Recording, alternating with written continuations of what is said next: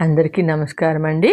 భగవద్గీత 4వ అధ్యాయము జ్ఞానయోగము 30వ శ్లోకము. అపరే నియతాహార ప్రాణాన్ ప్రాణేషు జుహ్వతి సర్వేప్యేతే యజ్ఞవిదో యజ్ఞక్షపిత కల్మషః. 30వ శ్లోకం. అపరే నియతాహార ప్రాణాన్ ప్రాణేషు జుహ్వతి సర్వేప్యేతే యజ్ఞవిదో యజ్ఞక్షపిత కల్మషః. శ్రీకృష్ణ పరమాత్మ అర్జునుడితో ఇలా చెప్తున్నారు. అర్జున, మరి కొంతమంది ఆహార నియమములను నియంత్రించి దానిని ఒక యజ్ఞంగా చేస్తారు. అంటే ఉపవాసాలు చేయడము, శ్వాసను నియంత్రించటం ఇలాంటివి. బయట కనపడే వస్తువుల మీద ఎక్కువ ఆసక్తి కనపరచకపోవడము, ప్రాపంచిక విషయములను, విషయవాంఛలను లోపలికి ఏమీ చొరబడనీయకుండా నియంత్రించి లోపల ఉన్న ప్రాణాలలో హోమం చేస్తారు. మనస్సును ఆత్మతో కలుపుతారు. ఇది ఆఖరు యజ్ఞము. సాధకుడికి ఆహారమును నియంత్రించటం చాలా ముఖ్యము. లేకపోతే ఏకాగ్రత కుదరదు. ఆహారాన్ని నియంత్రించటము, ఆహారము అంటే కేవలం తినే పదార్థాలనే కాదు, బాహ్య ప్రపంచంలో నుంచి మనలోకి వెళ్ళే ప్రతిదీ ఆహారమే. తినే ఆహారము, పీల్చే గాలి, తాగే నీరు, చూడటము, వినటము, తాకటము, జననేంద్రియములతో అనుభవము, ఇవన్నీ ఆహారం కింద లెక్క. వీటిని నియంత్రించడం ద్వారా కూడా యజ్ఞం చేయవచ్చు. ఇదంతా కలిపితే ఇదివరకు చెప్పిన ఇంద్రియ నిగ్రహము, మనోనిగ్రహము, నిష్కామ కర్మ అవుతుంది.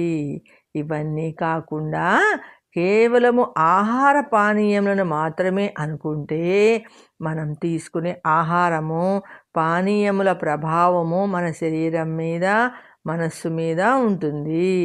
సాత్వికాహారం తింటే సాత్వికమైన అణువులు ఏర్పడతాయి. మనస్సు సాత్వికంగా ఉంటుంది.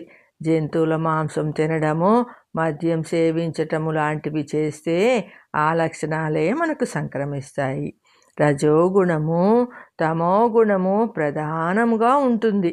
ఈ తీసుకునే ఆహారం కూడా మితంగాను, సాత్వికంగాను, న్యాయాచితంగాను, భగవంతునికి నివేదించినది కాను, ఒక నియమిత కాలంలో తీసుకునేది కాను ఉండాలి.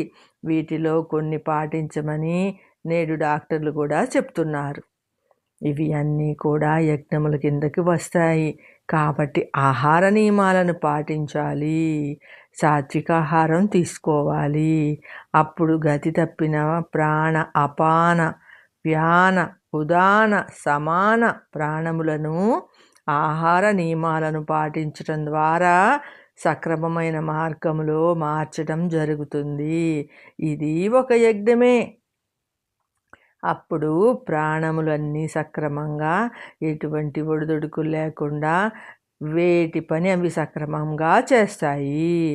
అప్పుడు శారీరకంగా, మానసికంగా ఆరోగ్యంగా ఉండగలుగుతాడు. యజ్ఞము అంటే ఏదో హడావుడి చెయ్యాలని, అది మన వల్ల కాదని అనుకునే వారికి యజ్ఞములు అంటే ఏమిటి అని ఈ శ్లోకంలో పరమాత్మ వివరంగా చెప్తున్నారు. ఈ యజ్ఞములు అందరూ చేయవచ్చు, అందరికీ సాధ్యమే అని భరోసా ఇస్తున్నారు పరమాత్మ. ఈ ప్రకారంగా యజ్ఞములు చేసినందువలన జ్ఞానము కలుగుతుంది. గత జన్మలో పేర్కొన్న పాప రాశి నశించిపోతుంది. మోక్షానికి మార్గము సులభమవుతుంది. ఎవరు చేసిన పాపం వారు అనుభవించాలి, లేక పోగొట్టుకోవాలి. ఎలా పోగొట్టుకోవాలంటే దానికి మార్గము పైన చెప్పబడిన యజ్ఞముల రూపంలో ఉంది అని భగవానుడు మనకు వివరించారు. ముందు గత జన్మ పాపాలు పోవాలంటే పైన చెప్పిన యజ్ఞాలు చెయ్యాలి.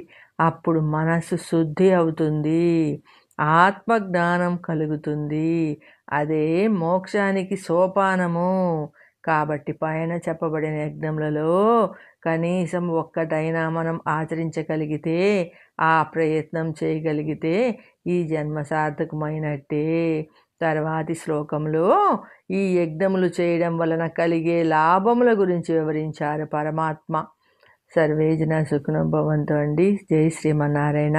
నెక్స్ట్ 31వ శ్లోకంతో కలుసుకుందామండి.